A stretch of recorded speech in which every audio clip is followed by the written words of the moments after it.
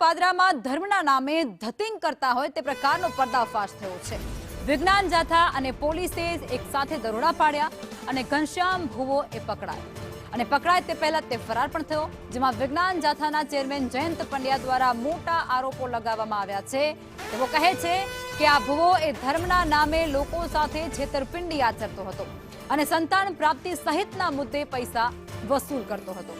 વિજ્ઞાન જાથાએ આ ભુવા સહિત તેના જે સાગરીતો છે તેની સામે પણ ગંભીર આક્ષેપો કર્યા છે અને હવે પોલીસ પણ તેની અંદર તપાસ કરી રહી છે।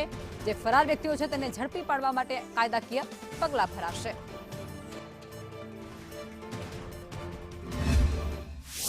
પાદરામાં રામનગર વિસ્તારમાં છેલ્લા 10 વર્ષથી ઘરમાં માતાજીનો મઠ બનાવી લોકોના દુર્દર્દ મટાડવા, 25 પ્રકારના રોગ મટાડવા, અસાધ્ય રોગ મટાડવા, કેન્સર મટાડવા, સંતાન પ્રાપ્તિ વગેરે દાવા કરી અને રૂપિયા 1000થી માંડી 11,000થી 1,51,000 રૂપિયાની ફી વસૂલતો હતો। માતાજીનો ભાઈને ડર બતાવતો હતો।